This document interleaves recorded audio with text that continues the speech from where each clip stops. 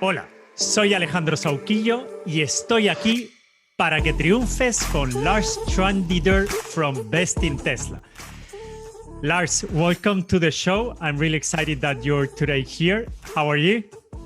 Fine, thank you. Thank you for having me.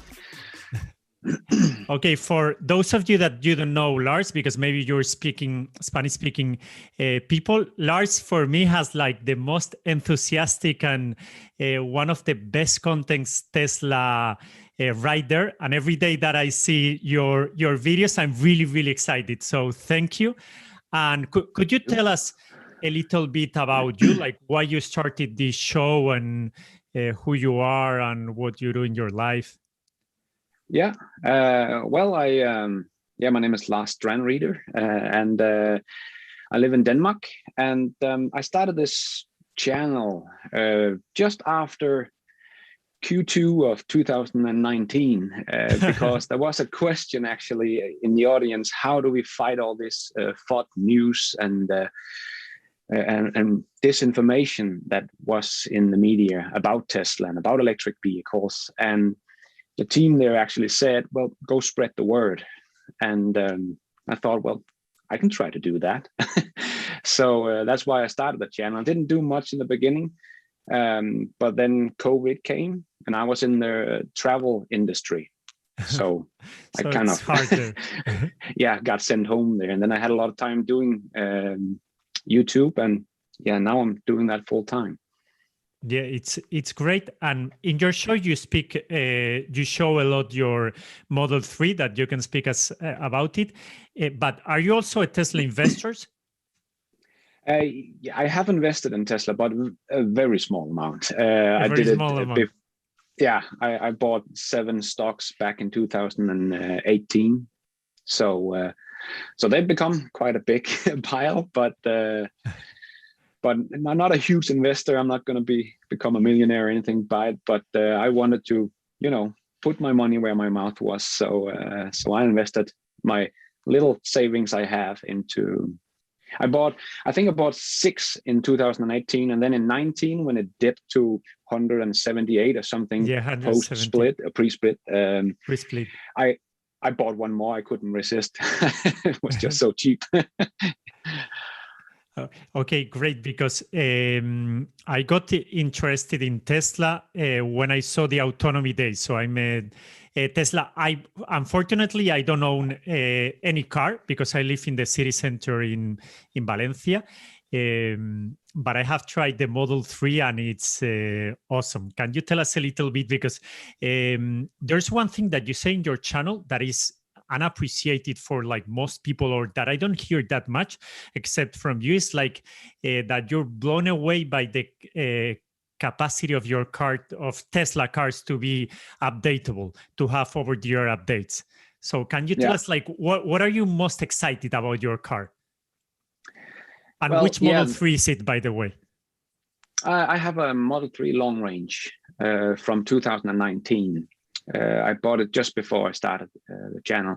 And yes, I asked my wife for it and she did the numbers. And if I went a little bit down in pocket money, we could afford getting a Model 3. So it's not like I have a huge amount of money to buy this. This was pushing the limit of what I could afford. So, but she decided we could have one. And yes, I think the over-the-air update, that nobody else is really doing that still is beyond me, because that is what I'm most excited about. It's like when the phone gets a new software update, you get all new kind of features, and it's kind of like that with the Tesla, and you get updates on a monthly basis. So it's not like once a year they give you something new, but Sentry mode, it was just coming out when I got the car, so that was a new thing, and they changed that over this last couple of years to be better and better, and you can see it now in your car instead of you have to get the USB stick out and put it in your computer and so on. And it got 5% more peak power. It could charge 20% faster. So it's not just the gimmicks, the fart mode or whatever, or fun stuff they also do, but that's also fun to get all these new features. That's just there for the fun's sake. But you also get a better car. with these over-the-air updates. And I think just when the Model 3 came out, there was some regulators that thought it didn't brake good enough, and then it just did an over-the-air update, and suddenly the car did better braking. So it was just mind-blowing to me. Like, could they do that with software updates? And then they went to do also one-pedal driving. It's also something I got after I bought the car, which I really, really like. So yeah, I have a whole. So before, because as far as I know, because maybe I'm a little bit later in the Tesla story from you, before one pedal driving, it wasn't able in Tesla. Yeah, it would still brake or generate energy, but it would not come to a stop and then hold the car. You had to do that yourself. It would just slowly go the last couple of miles. Yeah, keep on going until you put your foot on the brake, and then it would hold itself. But now you can just control the whole car with the paddle, and that was new to me after I bought it. So I did a review of the car, and I tried to remember everything that I have gotten after I bought the car, and it filled up like 1.5 page of stuff that I have gotten after I bought the car. So that's just amazing that you can get this, and I think that is one of the reasons why Tesla cars are still holding their value so good, is because, well, they have just gotten a nice refresh now, but other than that, it's still the same car. You still have the same features and everything. So no, actually, you have better feature than before. So the car is getting better, while the other cars are getting worse because they're wearing out. Yeah. So if you're not buying a Tesla, you can't just get old. Yes. And when you buy a Tesla, it gets updated all the time. So yeah. Okay, so let's go in like the topic of this interview.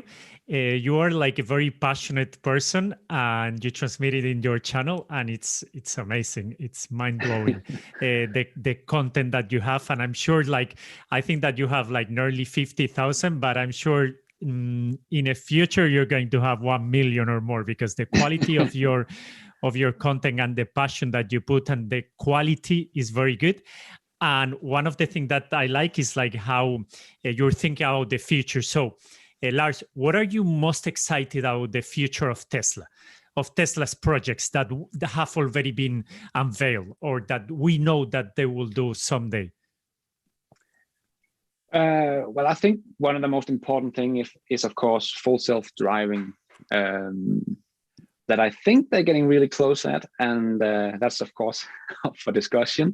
But because that's just going to change so much in the whole transportation industry when they get full self-driving.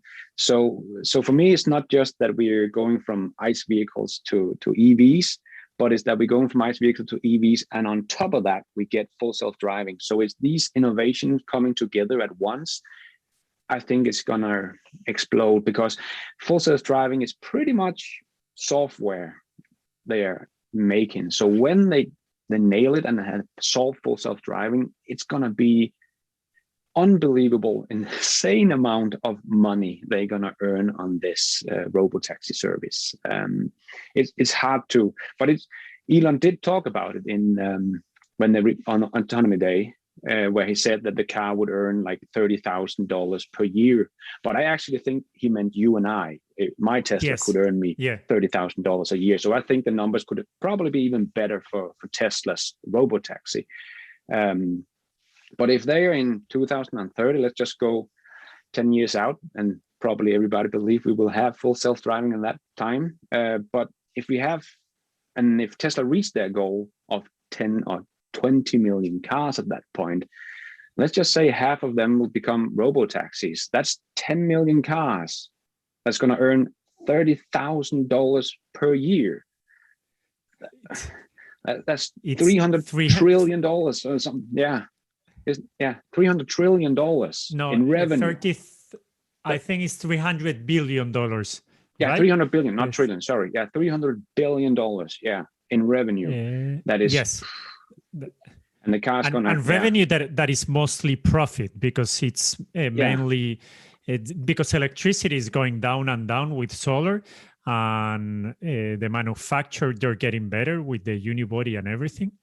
And actually, like for me, the reason why I invested in Tesla and then I started the channel was, as I told you, when I saw Elon Musk just saying what you said, like just saying, now with your car, you will be able to earn $30,000. So I was blown away. I said, wow, I mean, now people are going to have cars that earn money for them.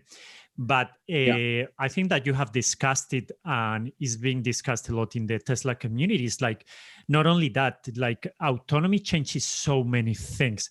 It's going, for example, Amazon, one of the competitive advantages that they have, or one of the main expenditures that they have, is transport. So once autonomy is solved, if Tesla wanted to partner with another Amazon kind of thing, they would have a real competitive advantage. And there are other many use cases, like with the advent of the semi, is going to be cheaper to transport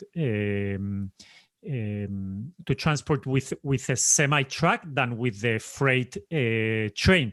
And on top of that, if you remove like the people, like if you have a Robotaxi, is amazing. I mean, I'm really looking forward, and the kind of videos that we're seeing all days about full self-driving beta is mind-blowing. Yeah, I think they're really close. I just made a video about Tesla's AI system and why I think they're so close, because they learn in an S curve, and I think they are, when we see the beta testers, what they are able to do driving around in the San Francisco streets with cars parked on the road and everything, it's mind-blowing what they could do already today with a beta program. And when they're going to release that and get even more cars out, because Tesla gets 2,000 cars on the street per day, it's going to give them even more data. So in a year from now, it's going to be insane what they have of data, and how many new cars with beta testers is going to be out. So if they're going to roll that out in April, that he has talked about, I think 2022 is going to be a mind-blowing year. And on top of that, in a few months, Tesla will have Dojo running.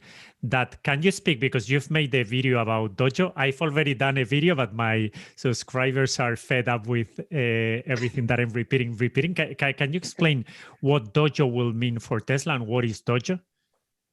Yeah, well, as I try to explain it, is that Dojo is a machine learning teacher. So the cars are trying to learn how to drive, and they send a lot of data back to the Tesla team.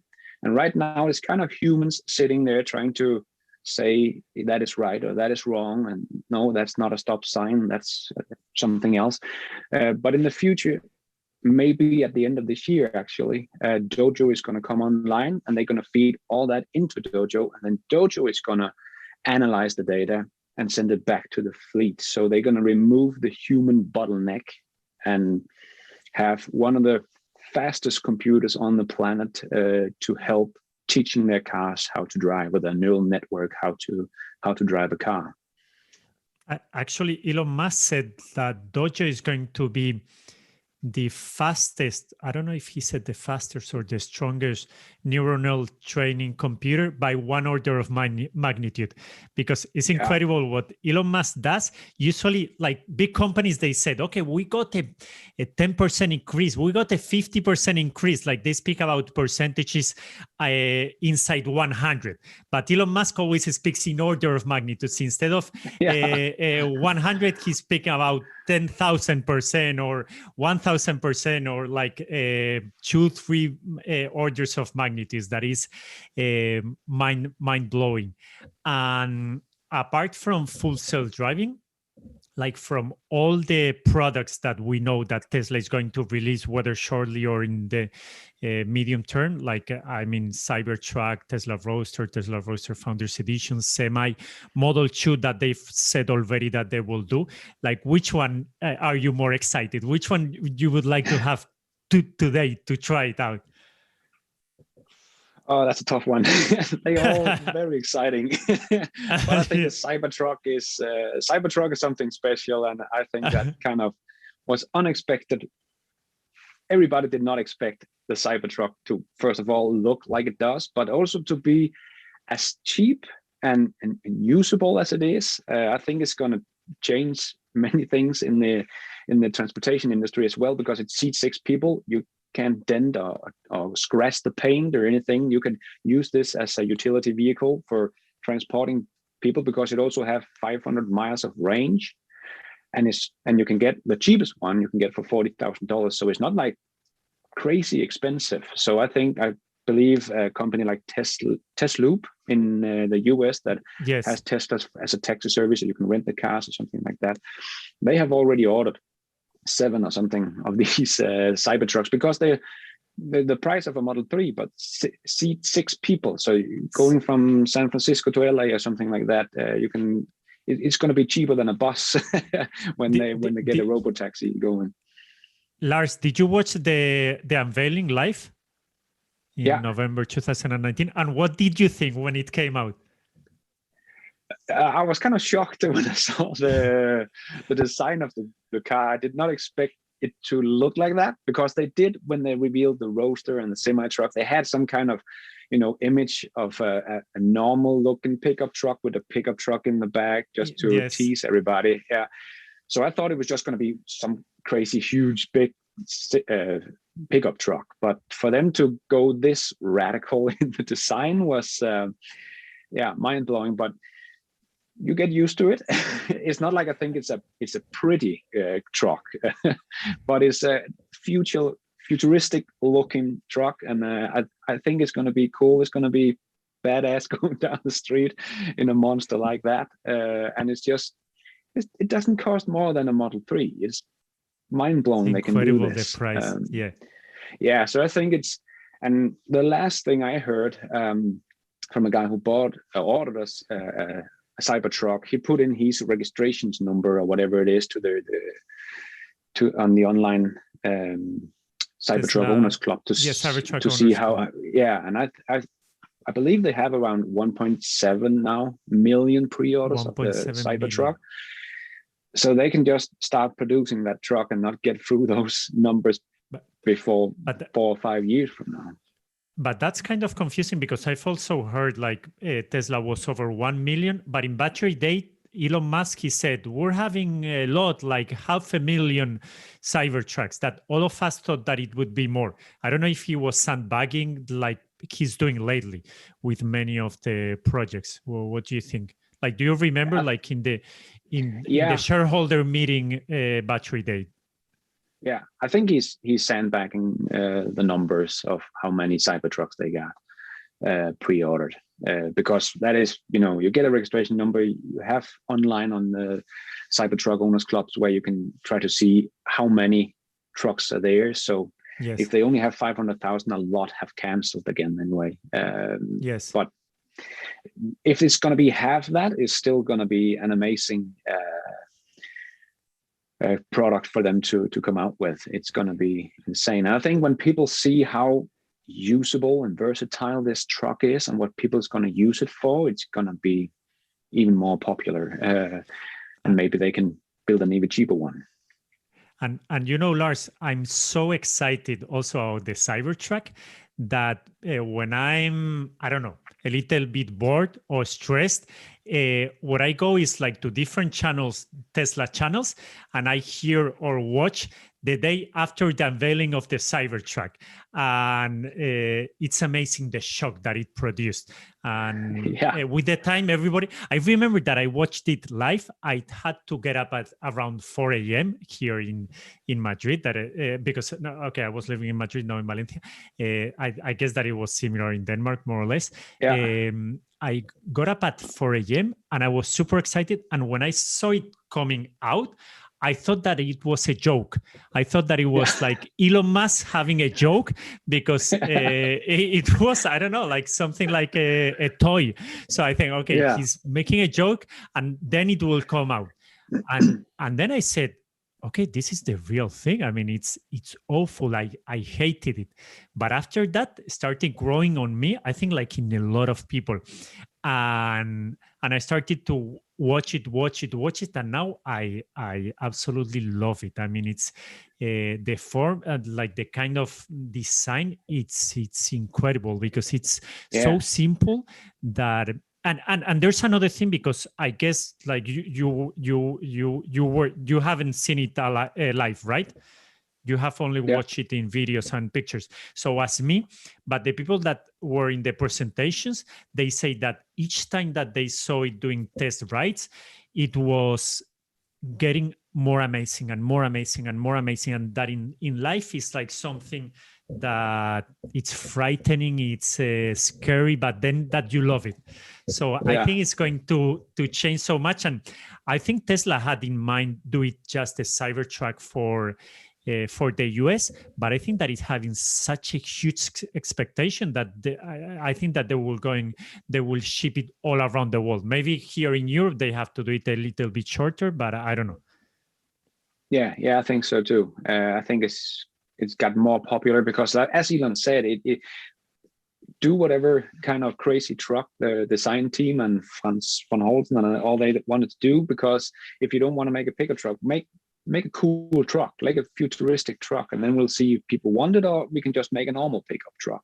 But I think when people also started to understand that it looked this crazy because of the way it was engineered and designed, and people started to understand, okay, that's actually pretty cool, and that is why they can make it so cheap or affordable, if you can call 40,000 cheap. But if anybody want to compete with Tesla on this level, they have to copy Tesla, because you're not going to make it that cheap unless you're using the same kind of design of the truck. And that's and use stainless steel and all the others going to look like pretty pickup trucks with their paint that can scratch and all that kind of stuff, where the Cybertruck is built tough, and I think that's people are gonna love that when they really start to see that in real life, and then they can just go on construction site and rocks being thrown at it, and it doesn't matter, it doesn't dent, it doesn't rust. So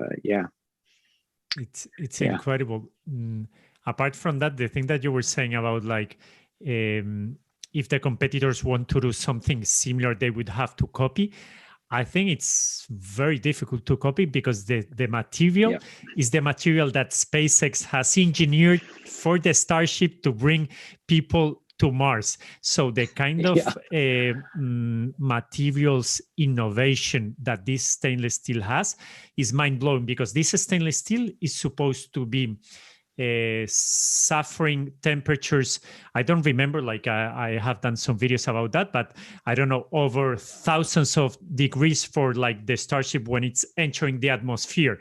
So for GM, Volkswagen to do such a kind of stainless steel, it's difficult, because they will say, okay, we will buy it from whomever Tesla is buying, but not SpaceX is doing. Kind of difficult. Yeah, that's going to be expensive. Yes. Yeah. And, exactly. I remember like one of the videos that I loved so much about you was one that you made about SpaceX. I don't know if it was about Starship or how SpaceX is going to bring people to Mars. And I remember like after a few videos, you were speaking about that video. How do you feel like SpaceX and Tesla are getting together, or just SpaceX? What do you think about SpaceX? Yes. Yeah, I'm just as excited about SpaceX as I am about Tesla, because what they're doing is just even more mind-blowing. That they're gonna shoot this rocket up and send to Mars, and they're building out this the Starlink internet as well, and I already have over 1,200 satellites in space, and it's already streaming down internet, and it's just mind-blowing what they have done, and that they can reuse the rockets. And they right now it's kind of get boring to see a Starlink mission. It flies up and put out Starlink internet satellites and then land back down on a drone ship in like just another day at the office. And nobody else can still do this. It's only SpaceX. And it's almost become boring to watch. Now, the most exciting thing is about the new Starship that they are shooting up prototypes and exploding all the time. Blowing up. Blowing them up.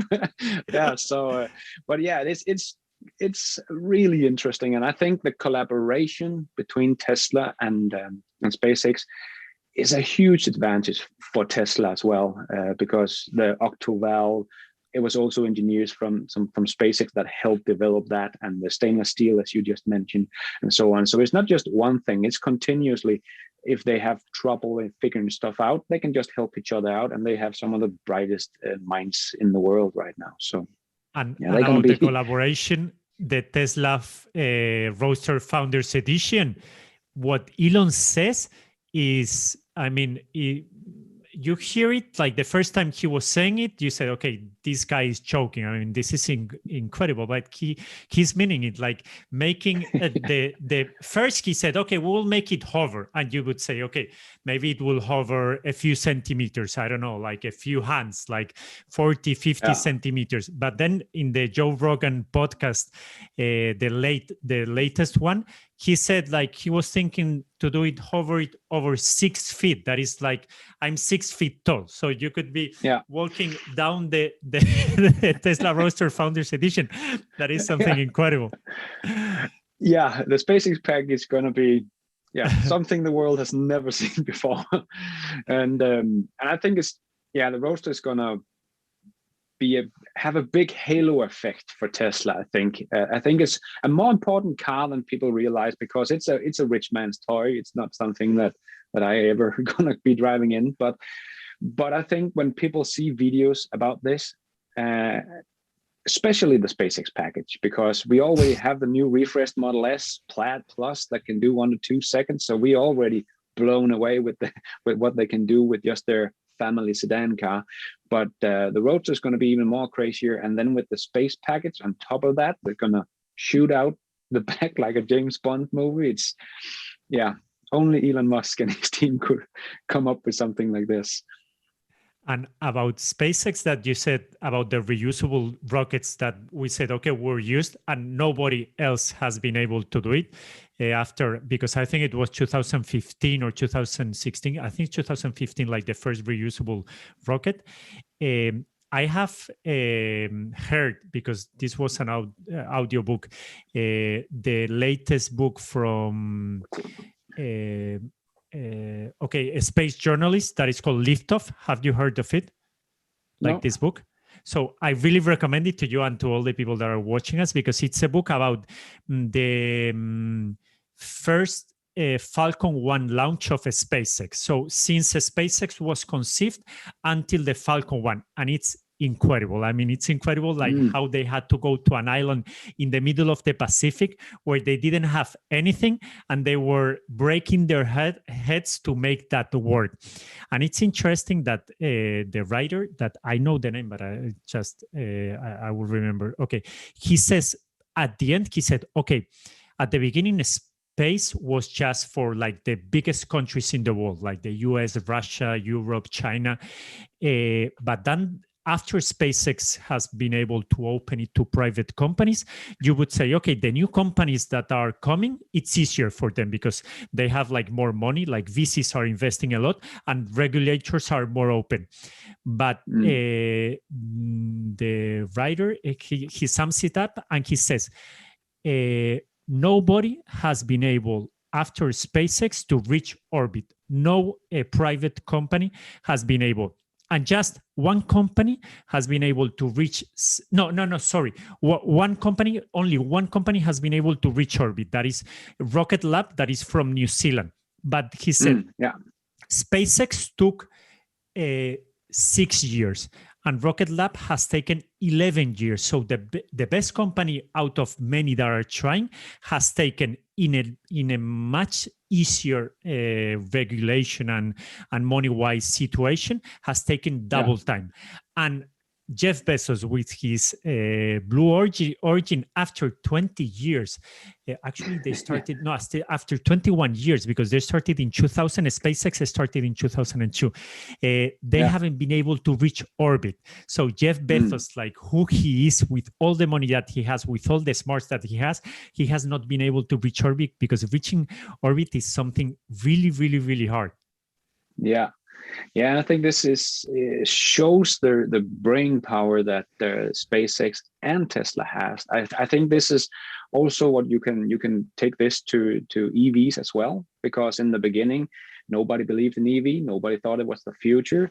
Then Tesla came along and started producing a lot of cars, and all the old OEMs started to take it more serious. But now you can also see newcomers like Rivian or Lordstown or Nikola or all the other guys. They are getting so much funding so fast because everybody's looking to invest in the next Tesla. So for them to come in now and scale up is going to be much easier, because they're going to have the capital, but they're still going to struggle with the production, because that is still, money can't really solve that. You have to be good at production to get ramping up your cars, and we can see that in China as well with NIO and XPeng, and they got the whole governments in the back supporting them. But they still produce. I think XPeng this quarter produced 13,000 cars in total, and Tesla did over 13,000 in just January in China only. Yeah. So even in China, their home turf, Tesla is 3 times bigger than that company that has been supported by the government since late 18 or something like that. So they're ramping up, and they're doing a great job, but they're still struggling to produce a lot of cars. It's not easy to do what Tesla did, but it's easier now because of what Tesla did. And I think it's the same as you talked about with the SpaceX. They have opened the gate, and now it's easier to get funding and stuff like that, because people can actually see a business opportunity in that space now because of SpaceX. So totally agree on that one. Yeah. And speaking about like newcomers, like new factories, soon here in Europe we're going to have a Giga Berlin that actually when you see like the drone videos, it's like the render, like the visualization, it looks like a finished factory. So it's supposed to be finished in July, and Elon Musk, he said that they were thinking to do a rave party. So it would be nice if they could invite us, okay, not only us, but all our viewers to the rave party, like all the Tesla enthusiasts there. That is going to be really, really interesting to have like a Tesla factory here in Europe. What do you think about it and about the Model Y made in Europe? And I think it's going to be, first of all, an amazing car, because that's going to have all the new technology that Tesla has been working on for the last couple of years. So it's not only going to have the rear casting, it's also going to have the front casting and the middle piece. So they're going to save like 900 robots that's going to normally weld the car together. So it's just amazing the technology that's in this car. Also with the new batteries, going to have probably a smaller battery as well, because I think they're going to be, I'm actually going to make a video about this, but I think they're going to hold the cards a little bit close to the body on this one, because I think the car is going to be so much better than the other Model Ys because of all the new technology and how cheaply they are able to produce it at, because they save 900 or 600 robots compared to the one in Fremont, that they only have one giga casting machine producing the rear body parts. So I think this car is going to be insanely good. I think it's going to be one of the, I know I'm a Tesla fanboy, but I think it's going to be one of the best cars on this planet. I know Dan Neal, a car reviewer here in Europe, I think he drove the Tesla Model Y and was very excited about it. Which one, Lars? Which? Dan Neal, the Model Dan Y. Neal. Yeah. Okay. Yeah. And he was constraining himself not to call it one of the best cars in the world, but he was very excited about it. And I think when these cars reviewers that don't mind being pro Tesla, because some still, don't want to be too Tesla fanboy. But these guys, I think, are going to be blown away when they get into the new Model Y from Berlin factory, because as Sandy Monroe has already talked about with the Model 3, the new refreshed one, that is perfectly built inside, and the paint job is perfect now. And as he talked with Elon Musk about in his interview with him, that why is it that sometimes we see panel gaps that are not even, and then on his road trip, Sandy Monroe saw a Model 3 that was just perfect. And Elon said, well, it's when we're ramping up, that's when the problems happen. So if you want a perfect Model 3, buy it when we release it, or wait for it to ramp up to full production, because it's the ramping part that's very, very difficult, and mistakes are going to be made there. But so they are already getting the build quality very, very good already. But when they're just going to build the whole chassis out of 3 Lego blocks, pretty much, that's going to be identical every single time with these casting machines, I think the build quality is going to go up as well. And the paint job is already perfect, but they're going to have one of the most advanced paint shops in the world at that Gigafactory. Yeah. And together with the new batteries and the battery to structure part, this is going to be an amazing, I think it's going to be one of the best handling cars in the world.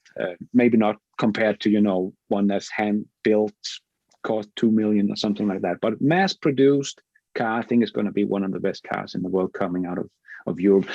And therefore, I think they're going to hold the cards a little bit close to the body, because just the saving in kilos from not having to build battery modules, but just putting the battery straight into the car, I believe it's about 200 kilos or something they're going to save on the car on that whole thing, and not having to weld 600 pieces together, how many they are welding together now, but just putting 3 pieces together, not having so much welding, and don't have all the modules anymore. And just have a car being 200 kilos lighter, it's going to give it much more range, much more performance, and handle much better. And they can put the batteries probably going to be smaller because it have more battery density. So it's going to be much more centered in the middle. So it's going to handle very, very great. Better. Yeah, so I think it's going to be a much better car. So maybe they will throttle it down and have the same specs as the other Model Ys, not to do some Osborne effect or something like that. I don't know, but I think it's going to be that good that they have to do something and just hold the cars very close to the body about what they earn on this car or whatever. I don't know. I think it's going to be amazing coming out of this huge factory. And I think already Tesla is doing very good in Europe, even without a factory in the continent. And when they're going to come out with this great of a car delivered on the continent, built in Germany, I think that's going to make Tesla explode here in Europe. Yeah, in Europe. And this last Saturday, I saw 2 Model 3s here in my city. That is really uncommon. When I see like one Model 3, usually, I see sometimes one Model S, X, but usually I see some Model 3s. I usually go and start picking and see it, and even I say hello in the Sentry mode if it's parked. But what you were saying, like about the Model Y made in Europe, apart from everything that you've said, the battery, apart from the saving in weight, is like the saving in cost is mind blowing. And I remember that I saw in your review from Battery Day that I think you're the only person that I've heard that they said, Tesla, they're saying that the batteries are going to cost 50% less, but it's false, because it's going to cost 50% less for 50% more of range. So actually, it's like, if you do the math, you did the math, and I copied it. Sorry, Lars, I put it like in my review. I said, like, if you do the math, it's like 70% cheaper to do like the same battery with the same density.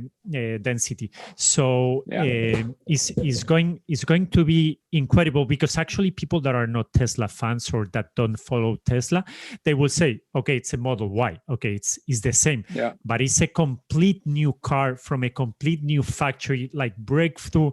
Like now we see GM, Volkswagen, that they're doing the skateboard architecture. So they're copying the kind of technology that Tesla had in 2010 or 2010, 12, when the Model S was starting. So they're like 10 years back. So it's going to be really, really, and also like the Model Y is a kind of car that here in Europe is the best-selling car. So it's going to be amazing. Yeah.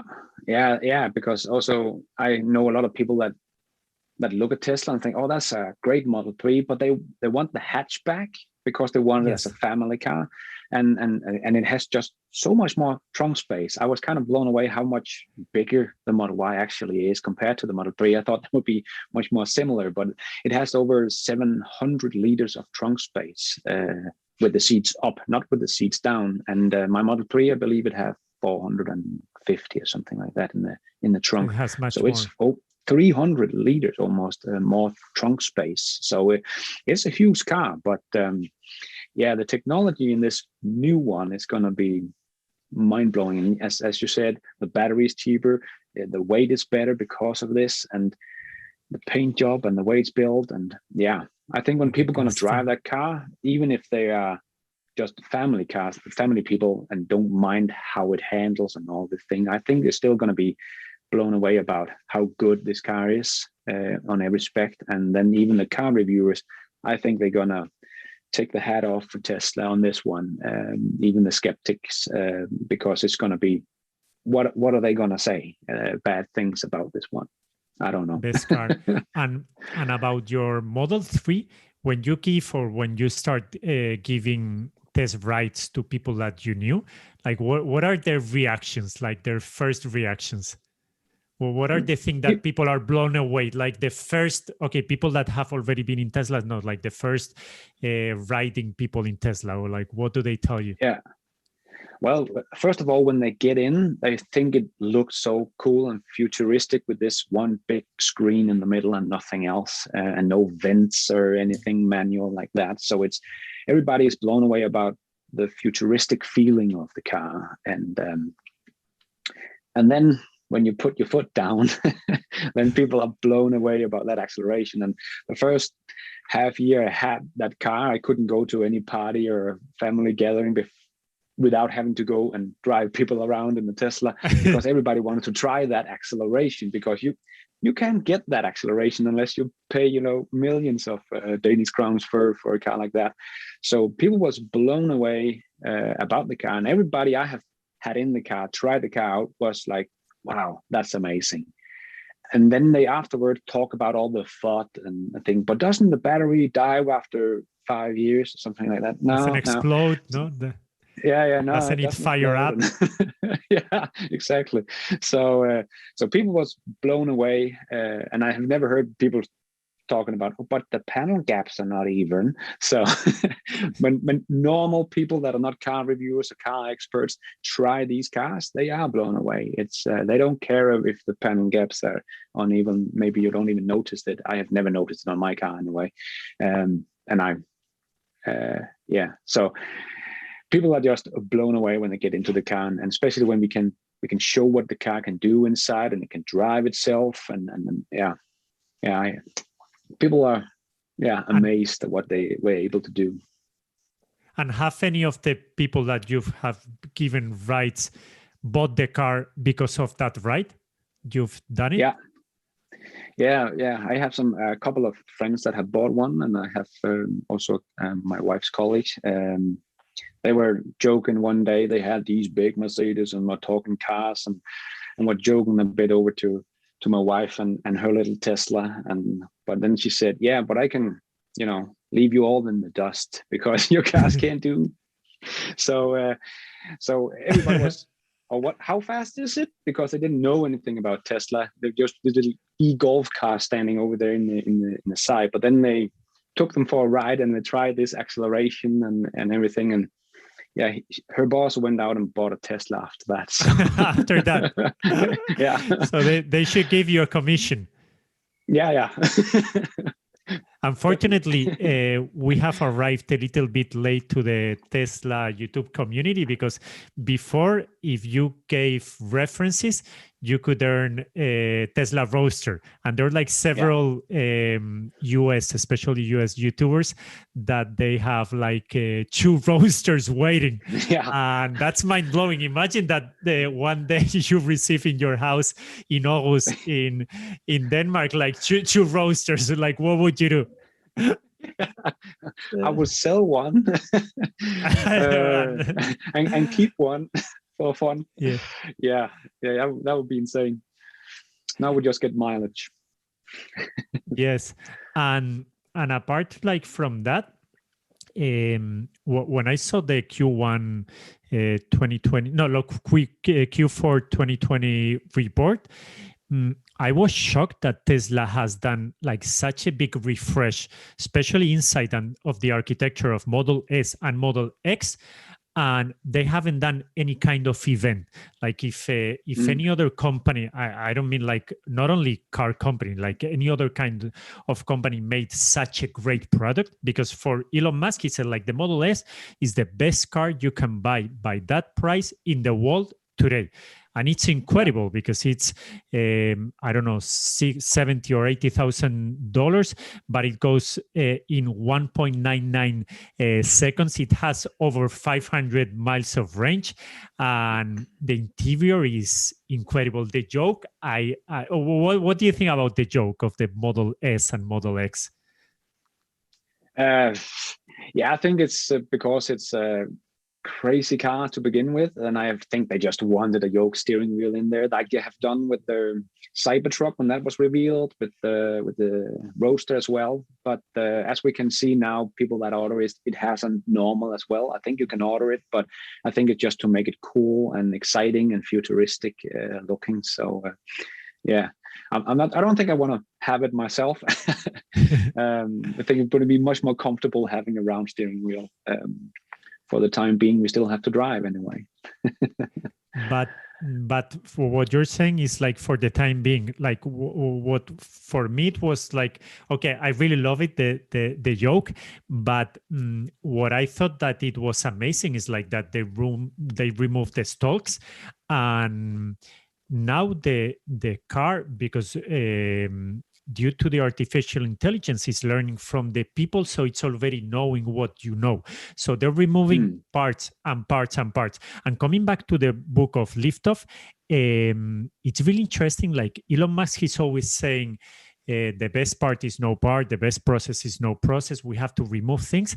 And that comes from the first Falcon 1, that he realized that every kilo or every gram more to move a payload from the Earth to Mars, it was so much expensive. So he started to tell their engineer to remove parts, to remove kilos. So that's the reason why he's so obsessed with removing things. And I find it incredible. Like now the videos that you see, like you can change from park to drive to reverse in the screen. It's incredible because it shows like they're removing parts because the artificial intelligence is learning more and more, and soon we won't have like any steering wheel, no pedals, no, just entertaining. Yeah, exactly. Yeah, I think that's what's coming in a couple of years with the Model A or whatever it's going to be called, with the next generation gigafactories, because I think Berlin and Terra, Texas is amazing what they're doing and building some of the biggest factories on the planet. But I think the next generation they're going to build, and maybe it's already starting construction in China, just south of the Giga Shanghai factory. You're speaking about like the Model 2 25,000 Robotaxi that they are speaking about, right? Yeah, exactly. I think that's going to be built in a next generation factory that's going to be producing a lot more cars. I don't think they're going to have 3 casting pieces. I think they're going to have 1. They're going to build the whole chassis in one go, save even more cost and so on. And I think that's why if you say that they can sell that one with a steering wheel and everything to the public for $25,000. And if Tesla still have a 20 or 30% margin on those cars, it's only like $17,000, $18,000 they probably cost them to build that car. But then again, if they can remove more parts, if they don't have the steering wheel and just put in screens, and they can rethink the whole car as a concept when you don't have to design it around the driver. So I think that could be even cheaper. They could probably build that car for 15,000 or something like that. And they're going to build them in a new factory that's just going to, in a second build the whole underbody chassis in one casting. It's going to be so fast. I think those factories going to be able to produce like 4 million cars a year. And they're just going to be spitting them out. And just in comparison to Waymo that people always compare Tesla to, they have cars that cost $250,000. I have even heard higher numbers, but at least $250,000 to build. It's much harder for them to scale up, but Tesla's going to come up with a Robotaxi for about $15,000. That's just mic drop moment right there. Who's going to compete with that? And not only that, the technology, Anton Lewandowski, that was one of the Waymo founders, and then he moved to Uber, and I think he had kind of like a problem with like property stealing from Waymo to Uber, but that's another thing. Anton Lewandowski, he has an interview in TechCrunch, and speaking about LiDAR, that he was like one of the inventors or one of the people that put it in Waymo. And the interviewers was asking him, and he said, about LiDAR, I figure out that a guy that is much wiser of me said that LiDAR is a crutch. And he was completely right. I was wrong. Speaking about Elon Musk, Autonomy Day and everything. So even people that invented LiDAR or they put it in Waymo, they're saying, okay, it's kind of, okay, it works, but it's not a general solution. No. Can you explain that? Because people, they don't grasp the difference between what a Waymo and most of the industry is doing with the technology that Tesla is doing with their AI and vision system. Yeah, well, I think the reason why Elon Musk is also because he's using LiDAR, it's not that he's against LiDAR, he's using it in SpaceX and their rockets, but in the cars, he says it's not the way to go. Also because we want to solve vision, because that's how we drive. That's how our whole road system is built up against. And LiDAR is good at knowing exactly the distance to the leaf on the tree or that sign over there, but it's not intelligent. You need artificial intelligence anyway. And if you can solve the vision problem and it can learn that, oh, look out, the road is wet, for example, that Tesla's software actually knows that. So when you combine that with the vision and the neural network that they're building, it's just, very, very different compared to even Waymo, that's also using artificial intelligence, but they just don't have the data. They have like 40 million miles driven or something like that, and that's what Tesla gets in a day right now, today, and that's just gonna explode when 2,000 more cars are coming on the road every single day. But I think the LiDAR problem is that you don't need it when you solve vision. And I think Andrew Carpathy, the chief for the artificial intelligence at Tesla, he showed it really well that they have solved that the cars knows depth because of sight. They can kind of make a 3D picture of the surrounding because of the camera and how the distance to the different things just using sight. So they kind of already made what LiDAR is doing just with sight alone already. And it doesn't matter if there is 1 meter or 1 meter and 5 centimeters over there. When you get this close to things, you have the radar or whatever. Tesla also have sonar or whatever it is they have in their cars. So you don't need to be that accurate. So it's a waste of money to put it in when you solve vision, and the whole world is built up around vision. And if you want to solve true full self-driving, you need to be able to be driving as good as we can on snow and bad weather and everything. So and I think Tesla is the only one at that level that's going to be able to do that.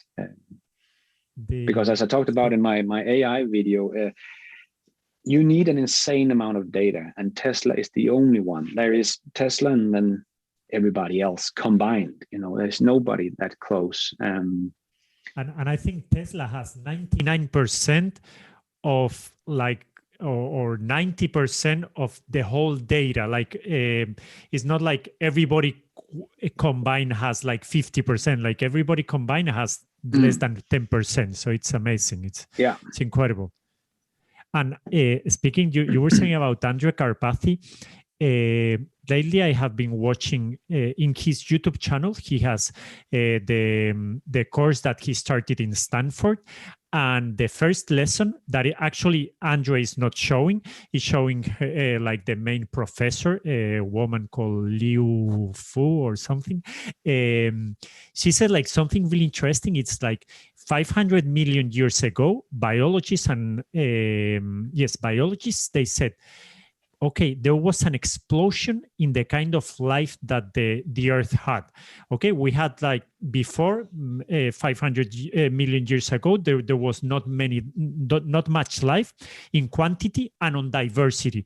But suddenly in this moment in history, the life exploded. And do you know why? Do you know what change this organism had to be able to reproduce and to mutate to many more different kind of life being? No. So they just solved vision. They say 500 million years ago, the first eye that it was a trilobite had. So before they were just sensing. So I think that they were like a Waymo, you were just sensing, but then they opened and they realized, so they could start reproducing, they could start surviving and looking for things. So I think the kind of breakthrough that Tesla is doing with the Robotaxi is going to be mind-blowing, because it's going to be able to make so many more applications apart from hailing and transporting goods. I think there are going to be so many things. And actually, I made a video about the future robot Tesla, an actually robot, kind of the ones that they're doing in Boston Dynamics. And that would be mind-blowing, because Tesla has been able to solve in 4Ds to understand the surrounding. So the many applications that this is going to have is going to be incredible. Yeah, and they're going to have Dojo, the best AI teaching machine in the world. So as Elon has said, he could see a business in that people could rent that computer to teach their neural network. So yeah, Tesla is up and beyond anybody in this field, especially compared to OEMs. They don't work like this. They're just a car company. They were expert in combustion engines, and they're going to go extinct. So they're not expert in anything anymore. Now they have to. It's so different to build an EV than a combustion engines. You could ask a chef to do a computer program, and because you're a good chef, it doesn't mean you're a good programmer. So yeah, it's very different. And I think that's why the old OEMs is going to have a really, really hard time catching up, because they also have to remove from their core business and switch that over. And they have so many million cars out there. It's going to be really, really tough for them to do this. And I think that even for the startups I think that they will have their market, like you were saying, Rivian, Lucid, the Japanese. But I think the pace at which Elon Musk innovates is mind-blowing. And I remember that I have been trying to get that clip because it was very good. I was watching one day one video of Rivian, and I think was the CTO or the CFO or somebody from the team. He said something like, "We don't like to rush. We like to make things good, but not very fast. I mean, we want to launch a product that is very good." And if you look at the year that Rivian was founded, was, let me check, but I think it was like 2007 or 2009. So it's not a startup that it has been founded a couple of years ago. And since 2009, there's no single car on the road. And this speaks a lot about Elon Musk and the way that he makes fast things, like about SpaceX, about Tesla. So being able to deliver like really, really good products, really, really fast, it's almost impossible to compete. I mean, the only kind of hope that other companies can have is like Elon Musk goes to live to Mars and he forgets about Tesla. That's the only solution that they can have. Yeah, because I think that's also why there are so many skeptics, because they don't believe even the short-term goals of Tesla, because they can't scale up that fast, but then they do 110 almost % increase in Q1 this year compared to last year. It's like, yeah, they can scale up like that. And I think the skeptics about the 1 million this year, I think they're going away now, because they have already shown the smallest quarter in the year. They have done 185,000 cars, and that's without the 2 other factories that's also going to come online this year. So 2022 is just going to be insane, mind-blowing. And actually, yeah, I think one of your videos about the end of last year, you said like you predicted 1 million cars at least, I think, for this year. So yes, there's another thing that I wanted to tell you, because I really recommend you, Lars, and everybody that is watching to look Liftoff. That it came out to my mind, but it's really interesting. Like the reason why Tesla is able to do, and also SpaceX to do such amazing products and so fast, is because they have the best talent in the world. And we all know and about the universities and everything, but there's one anecdote in Liftoff that there was one guy in the space industry that when SpaceX started, he wrote an article saying, he had kind of a university director that he has a space program. So he wrote an article and he said, I have been looking up the last decade, the best students that I have had of talent, of capability, of leadership. And I have realized that out of the best 10 students, 5 of them, they are in SpaceX, when SpaceX hadn't launched a single rocket. And he was really amazed. And he said, I mean, this is incredible. And people are saying, okay, these guys are crazy and they're not going to make it. This is just one billionaire. Okay, actually, in that moment, he was not billionaire. He was millionaire, but 1 millionaire wasting his money. He's not going to make it. After this, Elon Musk invited this director of space that wrote this article, and he was speaking with him and invited him to see SpaceX. And he asked him one single question about this article. Can you imagine about this? Like, out of 10 people, 5 of them are in SpaceX. Do you know what Elon Musk was thinking about that? No. He said, where are the other 5 people?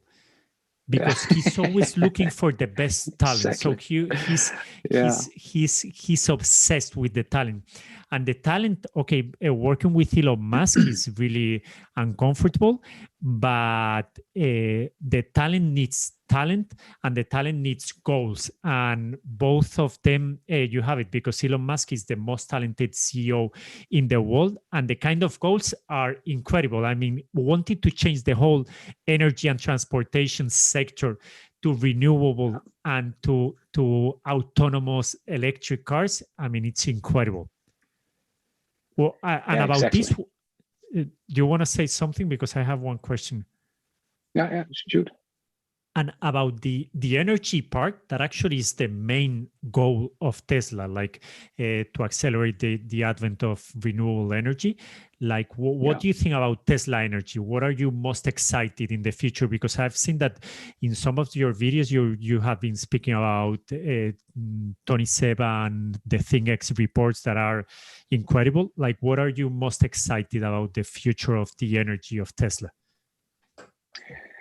I think it's going to be huge at some point, also because Tesla is making everything that you need. Also, just on the house scale, you need the solar roof and the power wall and the software to control it. And now they also have the switch boxes or whatever inside. So Tesla pretty much have everything now, and we can just see like the Hornsdale power plant that got paid back. They paid the whole project back in about 2 years, and that was 96 million Australian dollars or something like that.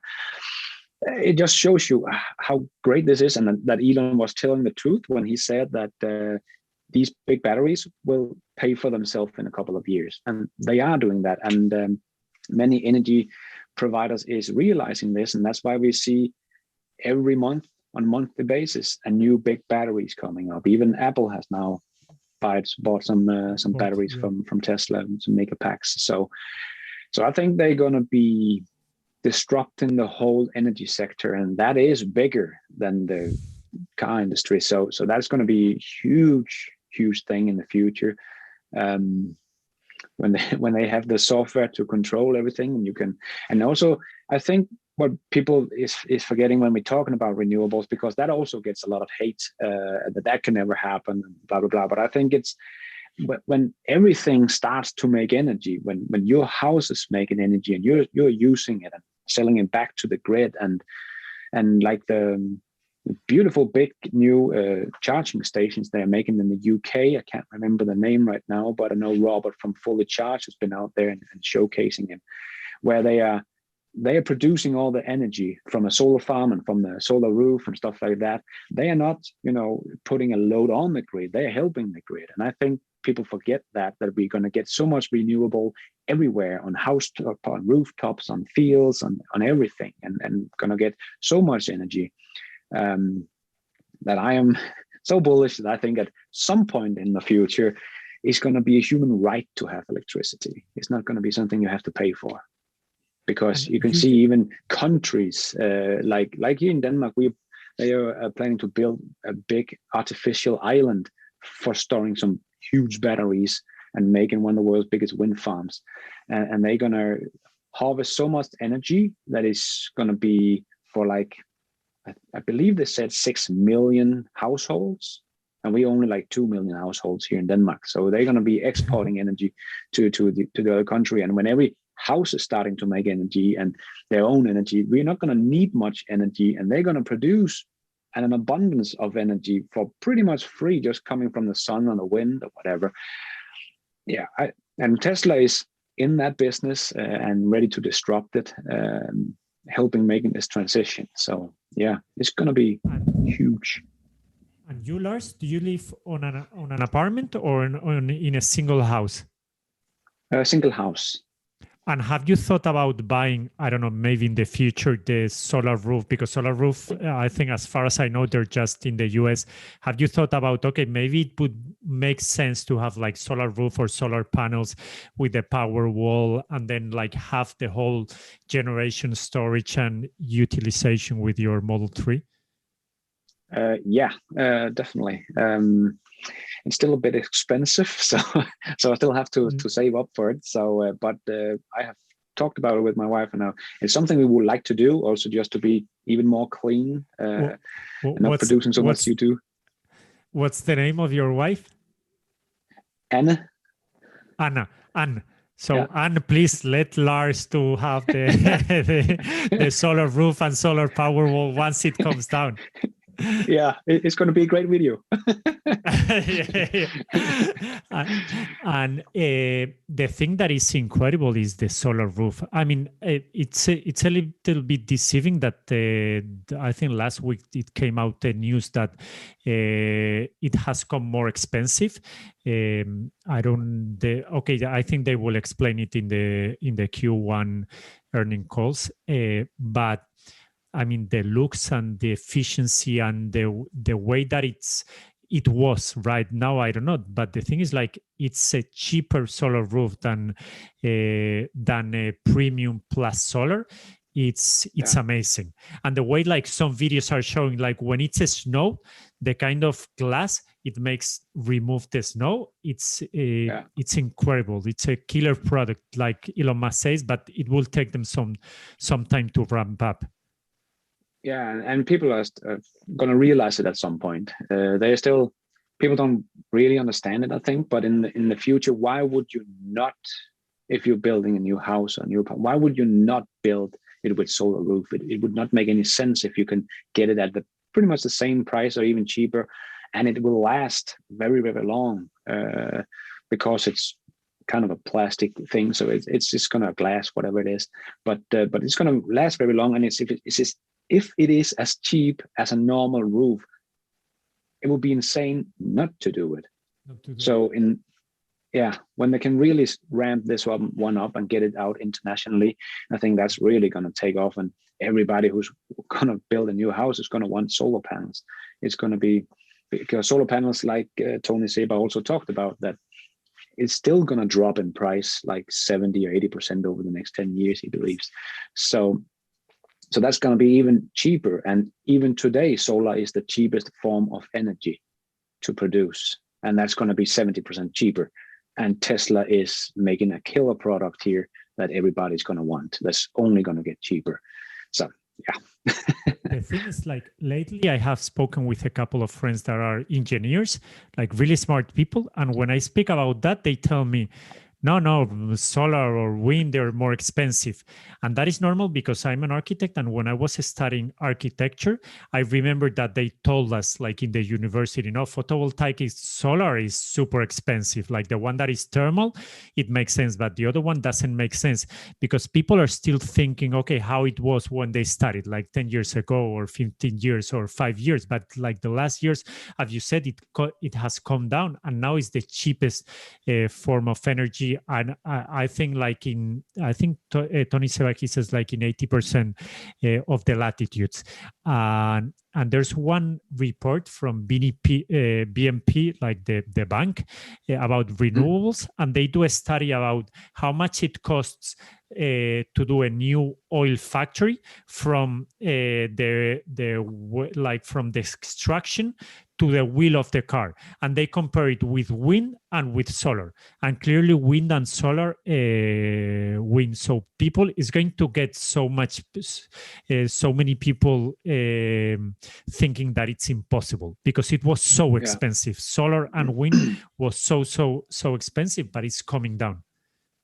Yeah, exactly. And as Tony Seba showed, that maybe this whole coal and fossil fuel energy is in some kind of bubble because they don't factor the everything in when it comes to the efficiency of these plants, and they have to ramp up and everything. And I think, also because that's also why I think that hydrogen is, because you have to get a lot of energy to make hydrogen. It's not a resource you can just pick from the ground. You have to make hydrogen, and people talk about then you can use solar because it's becoming so cheap, and then make hydrogen, and then you can get that into the car. But why not just store that energy, put it directly into the car? It makes totally much more sense. And hydrogen is like hydrogen is the number one element in the periodic table, so it's super light, and it's really hard to store, and it's really flammable. So from physics and first principles, it's a really hard element.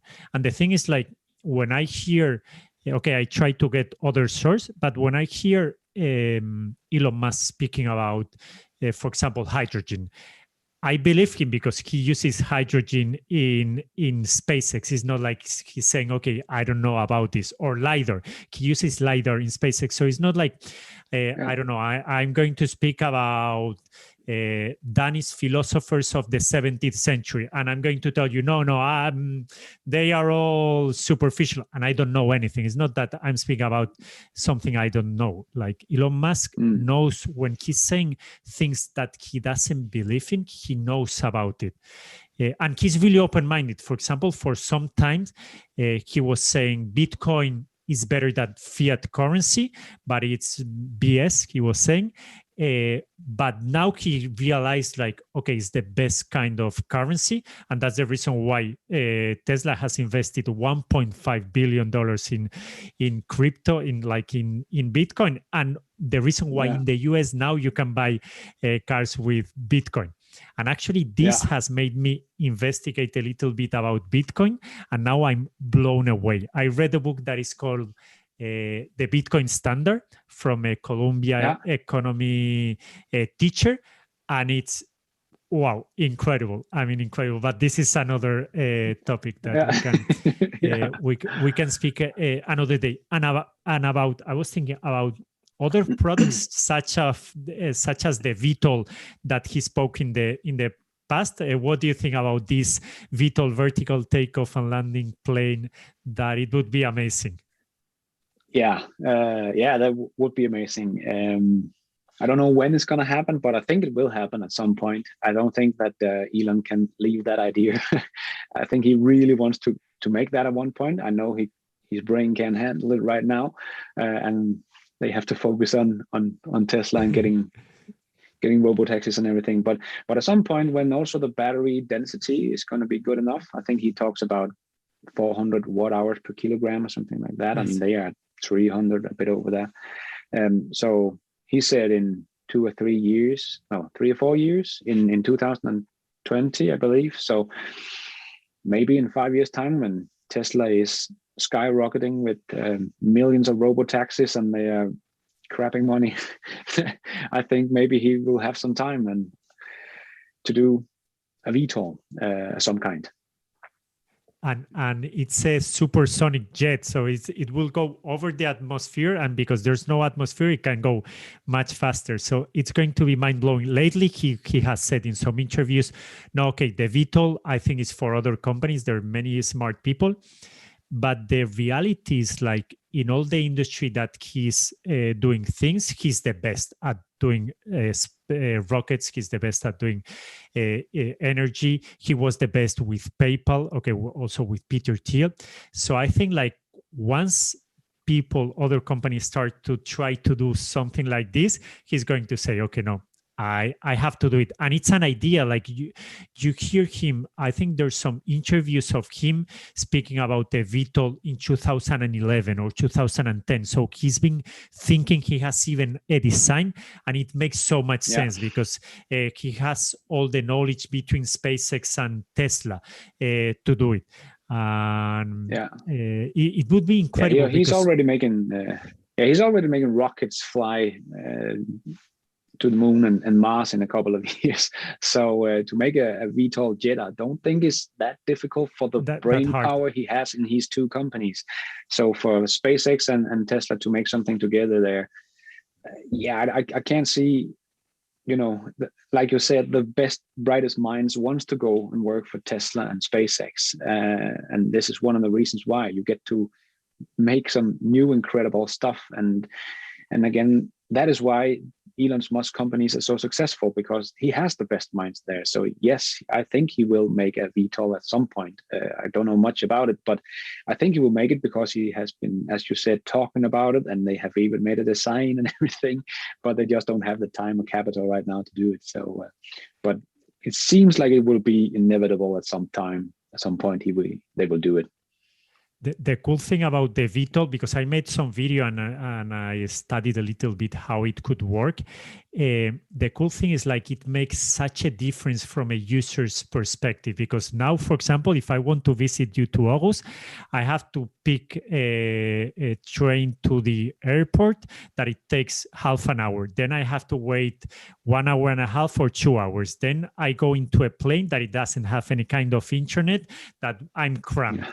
Then I land, I have to go another train and then go everything. But with this VTOL, you can go directly from the city center or from the city roofs to whatever you want. They will have a Starlink, so you will have, like, all the internet you want. You will have all the entertainment that Tesla has, and I will arrive mainly. I will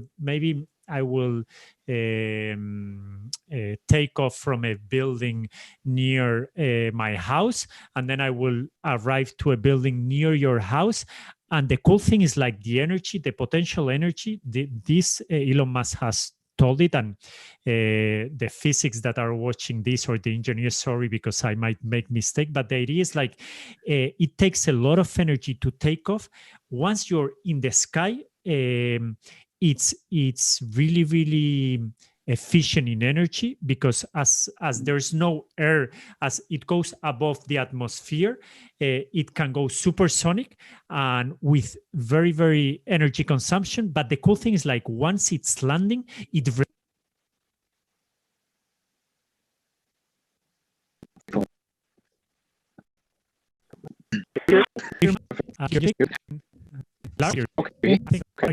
sorry, I'm really clumsy. So as I was saying, like, the cool thing is the landing. Like, while it's landing, it regenerates all the energy. So the thing is, like, there's one streaming or video or chat between Gally Russell and Matt Joyce. And Matt Joyce, he's saying, okay, they're for the people you know, but people maybe they don't know, like, they're YouTube Tesla enthusiasts and investors. Matt Joyce, he said, okay, you could go with this VTOL to the middle of the jungle, and you wouldn't need an airport because it can land like this. And the cool thing is, like, as the energy gets regenerated, you would have enough energy to go back up and go again. So it's like, the idea, it's amazing. It's going to be mind-blowing, and I'm sure he's going to do it because he has it in his mind, and he likes challenges. Right now he has many, but once he solved autonomy and the starships are sending people to Mars, everything will be easier. Yeah. And he has some free time to do other new projects and blow our minds once again. And what was I gonna ask you about Mars? It seems so incredible, but I'm sure in a few years people will start going to Mars. Do you think yourself going to visit Mars? I don't know if you have the budget to do it. If Elon Musk says, okay, this Lars, he's doing such a great content, invest in Tesla, so I'm going to invite him. Yeah, that would be perfect. Well, maybe at some point, that would be very cool. I'm an adventurous person, so when my kids are older and they're said and gone, not here in the house anymore, and I'm an old man, I would definitely like to go to Mars. That could be a cool experience for sure. As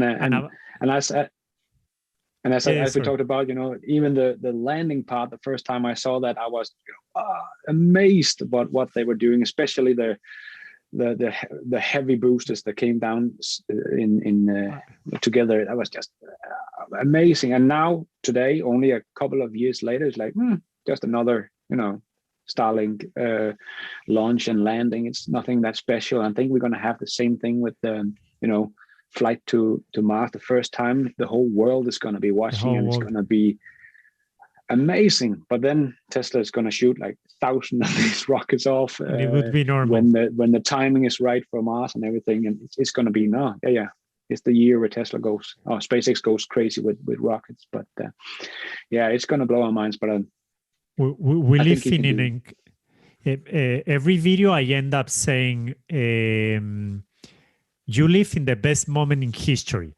Take profit of it. Okay, in Spanish. Vives en el mejor momento de la historia. Aprovechalo. And it's incredible because we live in such an amazing moment, and we are Tesla fans and Elon Musk fans, it's incredible because in the 60s, people were really thrilled about the space race and how we landed on the moon. And if we speak about our parents, like, what do you remember more about the TV event? They would say, okay, the day that Neil Armstrong put the feet in the moon. And we're going to see this in Mars in a few years. So it's really, really amazing to be able to see how this is progressing. And this day it will come and it would be mind-blowing. Yeah, I think this next 10 years, this decade we have just entered, I think it's going to be absolutely mind-blowing when we are looking back in 2030 and just looking at, do you remember when Tesla started and everybody hated SpaceX landed their small rockets or something like that. I think this decade is going to be insane with artificial intelligence and robots and full self-driving cars and flying to Mars. Yeah, it's mind-blowing. Neuralink. Well, what do you think about Neuralink? Yeah, it's hard to wrap your head around. What but I think it's going to be a part of the solution for, making us humans better. I know the end game kind of is that Elon wants to help humans keep up with artificial intelligence. But I think on the way there, we're going to solve a lot of diseases together with the genomics, what do they call CRISPR? That is cutting CRISPR, DNA and replacing. editing. And I'm not really in all that technology, but they're doing amazing stuff. But that combined with what Neuralink is trying to do and make us even smarter than we are today, and saving spinal injury and whatever, that's going to be I don't even have the imagination to think of it. Just like somebody asked him if you can summon your car with with your Neuralink, and he said of course.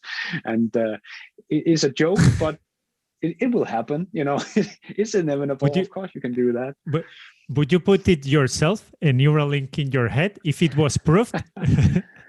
Yeah, if it was, I'm not be the first. Maybe not the first, the second. Maybe the second person. Yeah, maybe down the road. I think it's going to be a normal thing as well. That you're going to go in and get a little upgrade, and you can do stuff you couldn't do before. You see better or whatever.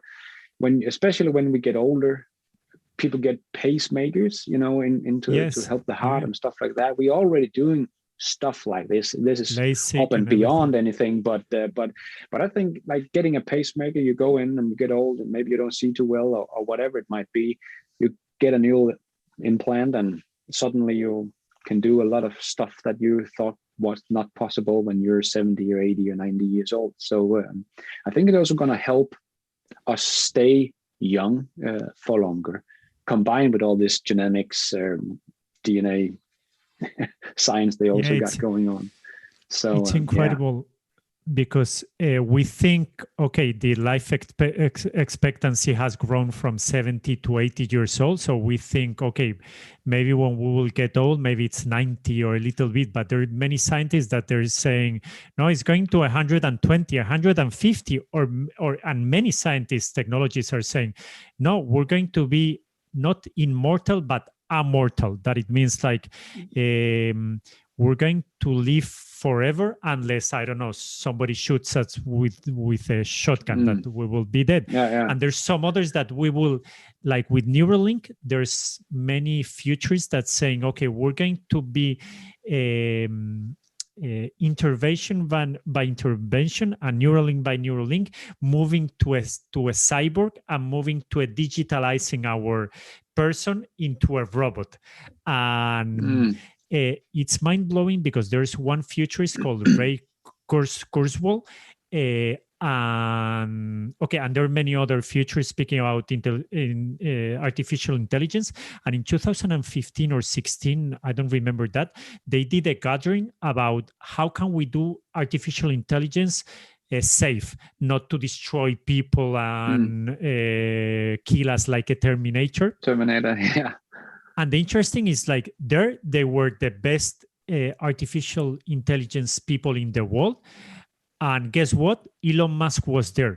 It's incredible. This man, he's a genius in so many different fields because he can build rockets. He knows about electric cars. He knows about genomics. I don't know if you know, because I discovered, I think a month ago, that the RNA factory that Tesla built is part from Grohmann Automation. Did you know about that? About the fact, like about the RNA printer that Tesla has? Yeah, they built the RNA printer for what do they call Grohmann? Exactly.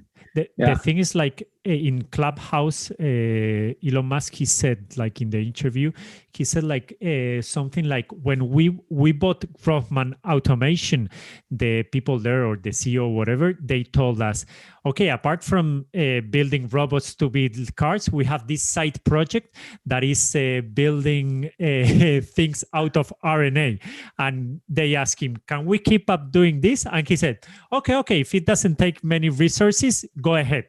So I'm sure at some point maybe Tesla will become bigger with that, because they are helping. I think Tesla is gonna expand in many areas, because as you mentioned there, every time there's a problem in the world, Elon and his team is there trying to help. Where the COVID comes along and he helps with ventilators and vaccine machines and all this stuff, because they have the best engineers in the world. They can come up with stuff like this. So if we're going to have a problem in the future of some other kind than climate change or whatever, I will bet you that Tesla, Elon Musk and his team is going to be there helping solve that problem and come up with new ideas we haven't even thought of yet. So I think Tesla is going to be bigger, or maybe they're going to branch out in other companies like Boring Company and stuff like that. But I think Elon is going to keep evolving his companies, because he is amazing brain power in one man. And about the downsides, because I have read in your YouTube channel explanation, you said, okay, I'm a Tesla enthusiast. I want to fight short sellers. So what things do you worry that, okay, maybe if Tesla doesn't do this correctly, they can disappear or go really badly at some point? Like, what are the dangers or that you see, the challenges that you see in Tesla as a company? Yeah, well, they do have a lot of balls in the air.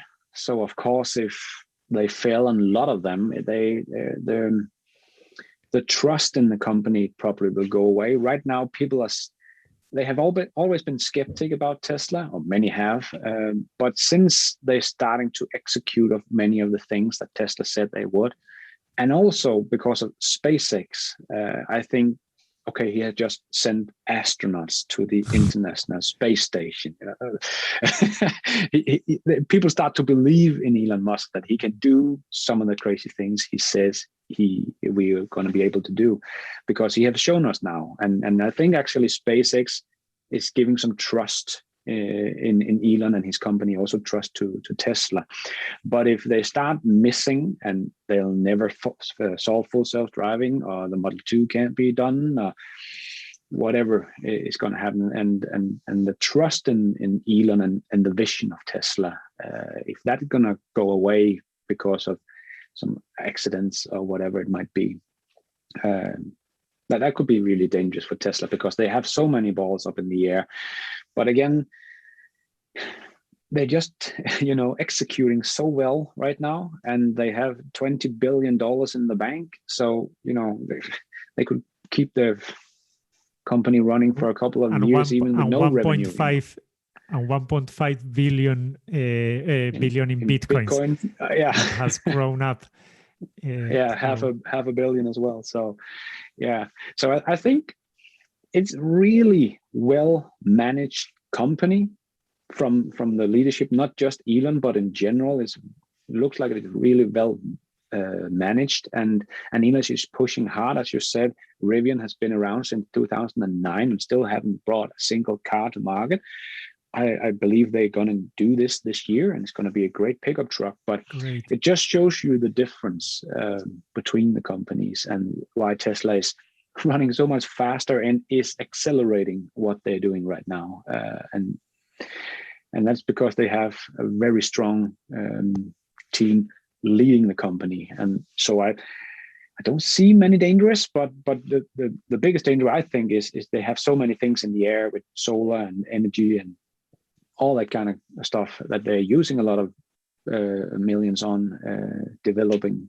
So if some of this starts to go wrong, or they can't execute, or then the trust could disappear from Tesla, and that will really hurt the company if nobody want to buy their car anymore because they don't trust Tesla. But right now they do. I think many do. For me, I agree that if many balls they fall down or it doesn't solve. For example, now with the ramping up of new technologies like the 4680 or the Cybertruck, that the exoskeleton, if it goes bad, yes, maybe they will have a downside. But like for me, the biggest fear that I have, like as the existential threat to the company, is like something happens to Elon Musk, that Elon Musk dies, for example, because that would be he's like the most important. I mean he has like many talent, but so many different companies have such a big talent. For example, Alphabet, like the parent company of Google, they have the best talent in artificial intelligence in the world, and many people speak about this. But if you look at it, their ambitions are not very big. Of DeepMind, that there's, I think that you've spoken about the AlphaGo that they built and they beat Lee Sedol. Yes, they're trying to solve artificial general intelligence, but I don't see an ambitious leader, and they don't go as fast as Tesla is going. So for me, the biggest danger is first that he dies. That okay, we hope that he doesn't die. So please, if he has a Neuralink that he can digitalize his brain, make it, Elon. The second danger is like he sees like, okay, Tesla is going well. I'm going to focus in making this colony on Mars, because he's not only sending people to Mars, but make it livable. And he has this dream. I mean, he loves both his children's, Tesla and SpaceX and other companies, but he's in Spanish we say his ojito derecho is like the one that he loves better is SpaceX, because you see it like in Twitter most of the time he has like the picture of a rocket, and he really wants to change not the world, but the history. Coming back to Liftoff, to the book, at the beginning of the book, he says, the journalist, do you realize watching at this rocket that maybe in a future, maybe in a few years, it will be able to bring life to another planet for the first time in 4.5 billion years? So he's thinking about billions of years. It's amazing. I mean, the long-term thinking that he's making is incredible. Yeah. I think you're absolutely right. The biggest, if Elon died tomorrow, that would be a big blow for every company he has. Also, like Sandy Munro, when he interviewed Elon, he was amazed about that he knew everything. He knew everything of the software and the details of the airbag or the seats or whatever. He knew everything about the car in very, very small details. And like Sandy Munro said, he had never spoken to a CEO that knew that much about the product the company was doing, because CEOs is mostly just running the company and sitting up high and telling people what to do and hiring smart people. But Elon is also one of the smart people. And just that he was the main rocket engineer in the beginning at SpaceX because he couldn't find anybody else who wanted to come to work for him, just shows a lot about how Elon is. And everybody was fighting SpaceX, and everybody was, even his friends and family told him, don't do this, you will lose all your money. But he kept on fighting anyway, and has done something that no other human in history have done before. So making reusable rockets. Crazy. Yeah. Crazy. Lars, I don't want to steal more time from you. Do you want to wrap it up, that say something about the future of Tesla that really excites you, or something that we haven't said that it comes up to your mind? Or I think we have been around most. I'm just very excited about the next 5 years, because like I said in one of my videos predicting 2021, I think I said at the end of 2021 everyone will get it, because Tesla is going to show how fast they are accelerating compared to all the old OEMs. And I think already many are getting it even after the first quarter here in 2021. But I think the next 5 years, I don't think people have the imagination. I don't even have the imagination to see where this is going and how fast this is going, because I think we are in for one heck of a ride the next 5 years, because of all the technology that is coming in together at once with electric vehicles, full self-driving, AI, and this energy, and everything is coming together, and it's gonna be an S-curve like we have never seen before. People don't realize, and once we upload this interview, in 5 years' time, people will be seeing it and they say, "Wow, yes, the world did change," because it's amazing, and especially like the full self-driving beta that right now, today in 2021, we still drive. You people from the future that will see this, we still drive our cars. We kill ourselves. We have cars that are combustion engine, and they're polluting not only the atmosphere, but also is killing, I don't know how many people due to respiratory syndromes. You will be amazed seeing, wow, how far we have gone in such a short time of period. So our children are going to look back and think we were stupid driving around in those machines. So stupid. And just living in one planet. Why did you live just in planet Earth? And now we can go to Mars, to Venus, to another galaxy. So why would you were sticking in just? It's like when you're speaking about your grandparents that they live just in their little village and they never moved. Okay, maybe they moved to the capital of the city, but not anymore.